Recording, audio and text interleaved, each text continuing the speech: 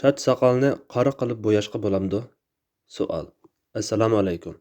Yashanganlar yoki yoshlar bo'lsin, ko'pincha sochlarini qora qilib bo'yab olganligini ko'ramiz. Shundoq qilsak to'g'ri bo'lamdigandi? Javob. Va alaykum assalom va rahmatullohi va barakatuh. Barliq hamd sanolar Janobi Allohga bo'lsin. Durud va salomlar payg'ambarimizga, u zotning oila taobatlariga, ashablariga va u zotga toki qiyomatgacha ergashganlarga bo'lsin. Rahiblar chiroyli yasanishning ibodat qilishga zini bor deb o'ylab, oq sochni bo'yab o'zgartmaydi. Lekin payg'ambar sallallohu alayhi va sallam musulmonlarning o'zgacha mustaqil bir xarakterga ega bo'lishi uchun tashqi ko'rinishdimi kofirlarga o'xshab qolmaslikni tashabbus qilgan. Abu Hurayra radhiyallohu anhu payg'ambar sallallohu alayhi va sallamning Yahudi xristianlar bo'yamaydi, sizlar bo'yanglar deganligini anglagan. Soch soqolni bo'yash masalasida olimlar birlikka kelgan 3 o'rin bor. Biri jihad va urush maydonlarida qora qilib bo'yashga bo'ladiganligida barliq olimlar birdek ittifoq. Buning sababi dushmanni qo'rqitish, musulmonlarni kuchli ko'rsatishdir. Yana biri to'y qilish oldida o'zini yosh ko'rsatib, boshqalarni aldash uchun qora qilib bo'yashning haromligida barliq olimlar birdek ittifoq. Biror mansab uchun o'zini salobatlik yoki mo'ysif ko'rsatish uchun chechini oq bo'yolishmi o'xshashlik cheklanadi. Buningga asosan chechini bo'yab olganlar to'y qilmoqchi bo'lganida chechining rangining tabiiy emasligini aytib qo'yishi lozim. Hadisda kimki bizni aldaydi ekan, u bizdan emas deb kelgan. Uchinchisi, sochni sariq rangda yoki xanida yoki katam, qora bilan qizil oraliqida rang chiqadigan o'simlik da bo'yashqa bo'ldiganligida barliq olimlar birdek ittifoq. Yana sochni kofirlarni, bo'zoqlarni do'rab, shularga o'xshash bo'lish uchun odamgarchilikka taqishadigan chakana ranglarda g'alati bo'yolishning cheklanadiganligidami olimlarda boshqacha qarash yo'q. Chunki hadisda kimki bir qavmga atay o'xshab oladigan, u shulardandir deyilgan. Әмді alimlarning qarashi o'xshash bo'lmagan masala bo'lsa, jihad ustidimi bo'lmagan, to'y qilish oldida aldash uchunmi bo'lmagan odatdagi ahvollarda yashanganlar yoki yoshlar bo'lsin, chechini qora qilib bo'yab olsa bo'lamdi degan masala bo'lib, buningda olimlarning qarashlari tuvandikicha. Birinchi qarash. Qora bo'yash makruh. Bu Maliki va Hanbali mazhab qarashlari bo'lib, Hanafi va Shafi'i mazhab olimlarining bir qismi mushu qarashni tutgan. Demak, bu ko'pchilik olimlarning qarashi bularning bayonlaridan bu yerdagi makruhlikning tanzihiy makruhlik ekanligi ma'lum bo'ladi. Ya'ni makruhlik bilan joiz harom emas demakchi. Ikkinchi qarash. Qora bo'yash harom. Bu Shafi'i mazhabdagi ba'zi olimlarning qarashi bo'lib, Imom Navaviy mushu qarashni tanlagan. Uchinchi qarash. Qora bo'yash joiz. Bu Hanafi mazhab olimlarining ba'zilarining qarashi bo'lib, Imom Abu Hanifa rahmatullohi alayhidan xina, katam va qora o'smida bo'yisa yaxshi deganligi rivoyat qilingan. Imom Muhammad ibn Hasan qora o'smida, xinida va sarg'uch rangda bo'yisa mayli deymiz. Oq qo'yib qo'ysimi mayli, hammasi yaxshi degan. Imom Abu Yusuf rahmatullohi alayhining ayolimning menga yasanishni yoqtirganidek, ayolimmi yasanishimni yoqtirdi deganligi rivoyat qilingan. Demak, Hanafi mazhab olimlarining keyingilarning ba'zilari birinchi qarashdagilardek tanzihi makruh deb qarasa, yana ba'zilari joiz deb qaragan. Imom va ikki shogirdidan kelgan naqlmi ularning joiz deb qaraydiganligini ko'rsatadi. Allama ibn Abidinmi mushu qarashni Hanafi mazhabga vakillik qiladigan to'g'ri qarash deb muayyanlashtirgan. Birinchi qarashdagi olimlar cheklash haqida kelgan hadislar bilan sahobiy kiramlarning ish izlarini muvofiqlashtirib, cheklama haromlikni bildirmaydi. Haromlikni bildiradigan bo'lsa, sahoba va tabiinlardan bo'lgan nurg'unlagan salaflar qora qilib bo'ymagan bo'ladi. Demak, bu tanzihiy makruh deb qaragan. Harom deb qaraganlar cheklash mazmunida kelgan hadislarni sahih deb qarab, sahobalarning qilgani hadis oldida pokit bo'la olmaydi deb qaragan. Jaiz deganlar bo'lsa, cheklash dalillarini zaif deb qarab, sahobiy kiramlar, salaf solihlarning ko'plarining qora bo'yganligi va turli odatlarda mubohlik asos qilinganligiga tayangan. Qarashlarning ichida qora bo'yash joiz degan uchinchi qarash dalil jihatdan eng kuchli bo'lib, oldi bilan qora bo'yashni makruh yoki harom deb cheklaganlar tayangan dalillarni tekshirib boqayli. Qora bo'yashni cheklaganlar tayangan birinchi dalil Jabir ibn Abdullah radhiyallohu anhu rivoyat qiladi-ki, Makkani fath qilish kunida Hazrat Abu Bakrning otasi Abu Quhafa radhiyallohu anhu chechi bilan soqoli oqarib, xuddi oq chekilgan daraxtga o'xshab qolgan holatda keltirilganda, payg'ambar sallallohu alayhi vasallam uningga: Buni bir narsa bilan o'zgartirib o'tinglar, qarini ishlatmanglar degan. Bu hadis Sahih Muslimda bo'lsa-mu, biroq buningda bir qancha illat jamlangan bo'lib, bulardan ba'zilarini tilga olib o'tamiz. Birinchi, Ibn Jurayj bu hadisni Abu Zubayrdan u Jabir roziyallohu anhudan debla an'ana qilib rivoyat qilgan bo'lib, Imom Nasai, Daruqutni qatorliq hadisshunoslar Ibn Jurayjni mudallis deb sifatlagan. Buningda asosan u anglaganligini aniq demagan ahvolda rivoyati qabul qilinmaydi. Ikkinchi, bu hadisni Ibn Jurayjdan faqat Misrliq Ibn Vahibla rivoyat qilgan. Yahya ibn Ma'in uning Ibn Jurayjdan qilgan rivoyat haqida to'xtalib, uning rivoyati ancha ishonchli emas. U Ibn Jurayjdan hadis anglagan chaqlar uning bakli kichik chaqlar edi degan. Uchinchi, Abu Zubayr o'zi qarini ishlatmanglar degan iborani inkor qilgan.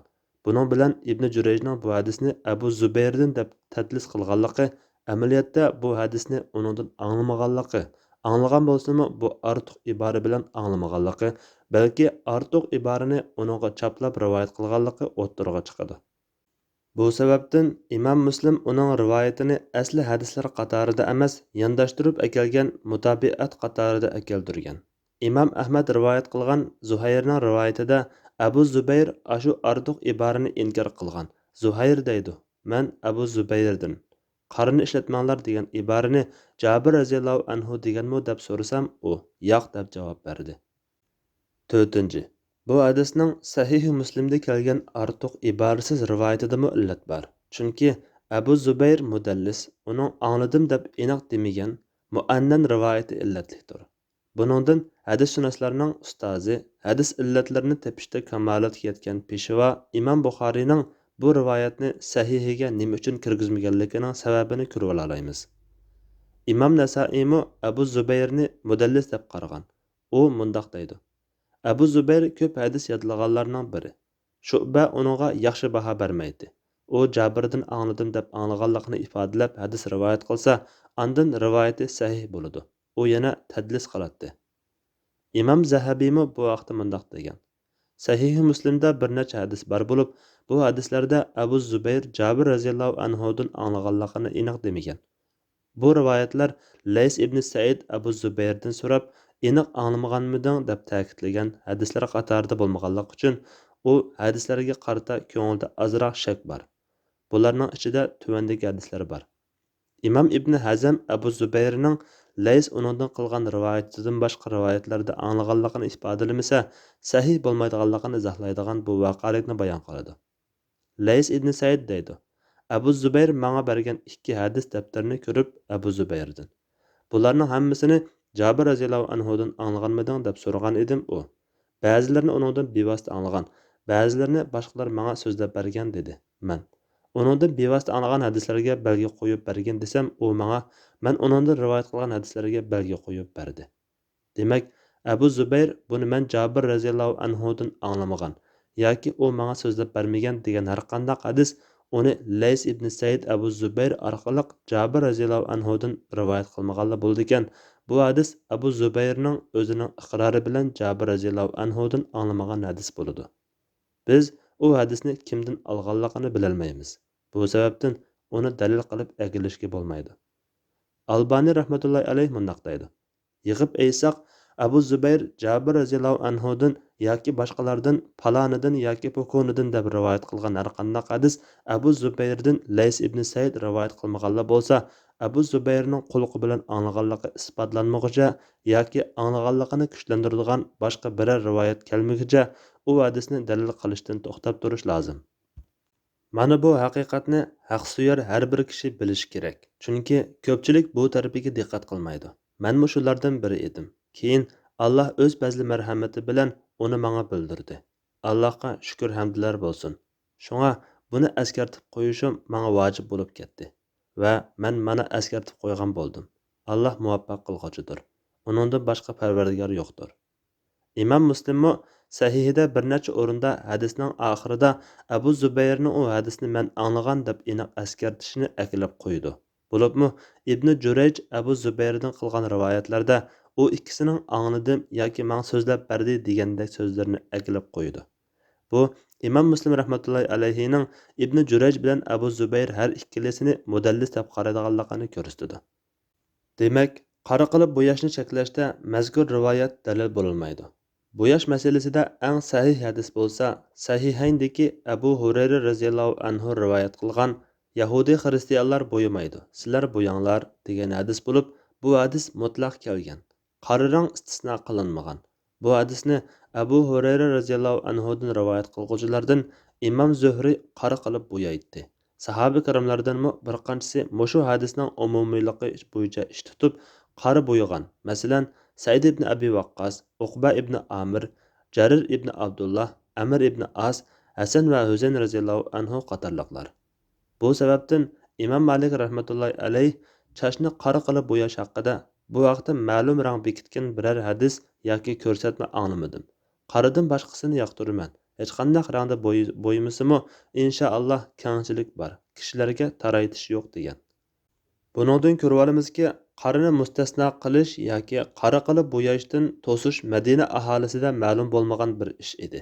Madina imomi Malikmi bu vaqtda hadis anglab boqmagan. Balki taxi Abu Hurayra, Jabir va Hasan radhiyallohu anhulardek Madinalik sahabi kiramlar qora qilib bo'yashni yoqtiradi. Qora qilib bo'yashni cheklaganlar tayangan ikkinchi dalil Ibn Abbas radhiyallohu anhu rivoyat qilgan hadis bo'lib, uningda mundaq kelgan. Zaman oxirida kaptarning po'kanlaridek qora bo'yib oladigan shundoq bir qavmlar bo'ludiki, ular jannatning puruqini puriy olmaydi. Bu hadismi qora qilib bo'yashni cheklashda dalil bo'lolmaydi. Chunki buningda bir qancha illat bor. Birinchi, hadisshunoslar bu hadisning hukmida o'xshamagan qarashlarda bo'lgan. Bular ichida Imom Ibnul Javzi, Shavkani qatorliq hadisshunoslar buni to'qilma hadis deb qarasa, yana Hafiz Iroqiy va Maqdisiy qatorliq hadisshunoslar sahih deb qaragan. To'qilma deb qaraganlar bu hadisning sanadidagi Abdul Karimni Ibn Abi Muhariq Abu Umayya al-Basri deb qarab, to'qilma desa sahih yoki hasan deganlar Abdul Karimni Ibn Malik al-Jazri deb qarab shundoq baho bergan. Bu ikkisining qaysiligini ayirish qiyin. Ubaydullah ibn Amr odatda al-Jazridan rivoyat qilsa-mu, lekin Ibn Abi Muhariqdan rivoyat qilgan. Tabrani Avsat degan kitobida, Hakim Tirmizi Manhiyat degan kitobida, Xallal Tarajjul degan kitobida qilgan rivoyatida Abdul Karim Abu Umayya Mujahiddan u Ibn Abbas radhiyallohu anhumadan deb aniq kelgan. Abdul Karim Abu Umayya bo'lsa Ibn Abi Muhariq bo'lib, rivoyatda zaifdir. Buni Abdul Karimdan rivoyat qilgan Hisham Abdul Karim al-Jazridan hadis rivoyat qilib baqmagan. Abdul Karim ibn Abi Muhariq bo'lsa odatda Mujahiddan rivoyat qiladi. Buningdan sanatdagi ravining Abdul Karim al-Jazri emas, Abdul Karim al-Basri ekanligi aniqlanadi. Natijada bu hadis zaifdir. Ikkinchi, Abdul Karimni al-Jazri deb faraz qilgandami, buning bilan hadisini sahih deb ketkili bo'lmaydi. Chunki al-Jazri ishonchlik deb qaralgani bilan Yahya ibn Ma'in, Ibn Hibban va Ibn Adi qatorliq hadisshunoslar uning haqida gap qilib, uning yolg'iz rivoyat qilgani qabul qilinmaydi deyishgan. Bu rivoyatda Abdul Karim Hazrat Ibn Abbas radhiyallohu anhumaning nurg'un shogirdlari ichidan faqat Said ibn Jubayrdanla, Said ibn Jubayrning nurg'un shogirdlari ichidan faqat o'zi yolg'izlar rivoyat qilgan. Ya'ni uni Ibn Abbasning boshqa shogirdlari rivoyat qilmagan. Said ibn Jubayrning al-Jazridan boshqa shogirdlarimi buni rivoyat qilib baqmagan. Undaq bo'lgan ekan, al-Jazrini ishonchlik deb qaragan taqdirdami, uning yolg'iz rivoyat qilgan hadis munkar yoki yo'chon shaz bo'ladi. Uchinchi, Abdul Karimdan bu hadisni rivoyat qilguvchi Ubaydullah ibn Amr o'zi ishonchlik bo'lsa-mu xatolashadigan kishi bo'lib, uning Abdul Karimdan Said ibn Jubayrdan Ibn Abbasdan qilgan rivoyatidek hech kim rivoyat qilib baqmagan. Undaqda mazkur rivoyat Ubaydullah tarafidanmi munkar bo'ladi. To'rtinchi, olimlar bu hadis marfu' yoki mavqufmi deb o'xshamagan yakunlarni chiqargan. Lekin bundaq masalalarda sahoba o'z ra'yi bilan gap qilmaydi deb marfu'ning hukmida deyishga tirishgan taqdirdami, buning Said ibn Jubayr orqali Ibn Abbas radhiyallohu anhumadan kelgan mavquf rivoyatning o'zi sahih emas, munkar bo'lg'achqa ya marfu' ya mavquf ya maqtu bo'lib isbotlanmaydi. 5. Bu hadisning Ubaydullah ibn Amir Abdul Karimdan deb qilingan barliq rivoyatlari har tabiqada palanidan u pokonidan debla an'ana bilan kelgandir. Biridimi angladim deyilmagandir. Demak, munkar bir hadisdagi bu zaiflik uni texmi zaiflashtirdi. 6. Bu hadis payg'ambar sallallohu alayhi vasallamning Hasan, Husayn va Muhammad ibn Hanafiya qatorliq oila tavobotining qora qilib bo'yaydiganligini isbotlagan sahih rivoyatlarga zid. Mazkur hadis rivoyat qilingan Ibn Abbas radhiyallohu anhumamu ahli bayt fiqhilaridan biri. U bundoq cheklagan hadisni bilib turib, ahli baytga yo'l qo'yishi mumkin emas. 7. Hadisning matni tekstidami illat bor. U bo'lsa-mu keyingi chaqlarda musulmon bo'lgan Abu Hurayra radhiyallohu anhudan kelgan Yahudiy xristianlar bo'ymaydi, sizlar bo'yanglar degan sahihayndagi hadisga zid kelishidir. Agar qora rangda bo'yash cheklanadigan bo'lsa edi, bu hadisda uni kechiktirmay bayon qilgan bo'ladi. Yuqorqilardan ma'lum bo'ladi-ki, qora bo'yashni cheklab kelgan rivoyatlarning hammasi ya munkar ya zaifdir. Islomni eng sog'lom tushungan, haqni yetkazishda hech kimning topim alomatidan qo'rqmaydigan sahoba-kiram va tabiinlardan tarkib topgan salaf solihlarning nurg'unlaridan qora qilib bo'yashga ruxsat qilganligi kelgan bo'lib, bumi qora bo'yashni cheklagan hadislarning zaifligini ta'kidlab, cheklash bo'lmaganlikdan aslidagi mubohlikda qoldiganligini ko'rsatdi. İmam İbnül Qayyim rahmatullohi alayh o'zi makruh degan qarashni tanlagan bo'lsa-mu, lekin mundaq degan: qora qilib bo'yashning cheklanganligini aldamchilik qilish uchun dedak yoki yeshi cho'ng ayolni ariga yoki xo'jayiniga, qari odamni ayollarga yosh ko'rsatib aldab bo'yashdir. Chunki bu aldamchilik. Ammo aldamchilik bo'lmagan ahvolda bo'yisi cheklanmaydi. Chunki Hasan va Husayn radhiyallohu anhumaning qora qilib bo'yaydiganligini Ibn Jarir Tahzibul Asar degan kitobida rivoyat qilgan. U yana qora qilib bo'yaganligini Osman ibn Affan, Abdullah ibn Ja'far, Said ibn Abi Waqqas, Uqba ibn Amir, Mughira ibn Shu'ba, Jarir ibn Abdullah, Amir ibn As radhiyallohu anhulardan rivoyat qilgan. Yana Amir ibn Osman, Ali ibn Abdullah ibn Abbas, Abu Salama ibn Abdurrahman, Abdurrahman ibn al-Aswad, Musa ibn Talha, Zuhri, Ayyub, İsmail ibn Ma'di Karib qatorliq tabiinlardanmi qora qilib bo'yaydiganligini rivoyat qilgan. İbnul Javziy qora qilib bo'yaydiganligini yana Muharib ibn Disar, Yazid ibn Jurayj, Abu Yusuf, Abu Ishaq ibn Abi Layla, Ziyad ibn Ilaqa, G'aylan ibn Jami, Nafi ibn Jubayr, Amr ibn Ali al-Maqdami va Al-Qasim ibn Sallam qatorliq zotlardanmi rivoyat qilgan. Qora qilib bo'yash masalasida er bilan ayol o'xshashmi? İmam İbn Hajar ba'zi olimlarning er bilan ayolni farqlantirib bo'yashga berilgan ruxsat ayollarga xos deganligini bayon qilgan bo'lsa-mu, hadislardan olimlarning bayonlaridan shundaqla İmam Abu Yusuf rahmatullohi alayhining yuqorqi so'zidan qaraganda qora qilib bo'yashda er bilan ayolning o'xshashligi ma'lum bo'ladi. Buningda eri bor ayol bo'lsin, yosh yoki qari ayol bo'lsin o'xshash. Ayşe radhiyallohu anhaning ayol kishi chechini qora qilib bo'yishi haqida so'ralganda, qishimda chechimni qora qilib bo'yaydigan biror narsa bo'lsa-ekan deb arzu qildim deganligi sahih rivoyat qilingan. Yana qatada chachni qora qilib bo'yash ayollarga ruxsat qilingan degan. Bu rivoyatmi ruxsat qilguvchining sahoba yoki Rasululloh sallallohu alayhi vasallam ekanligini ko'rsatdi. Qandaqla bo'lmasin, yuqorqi ikki rivoyat ayollarga qora qilib bo'yisi bo'lganligini bildirishda yetarli.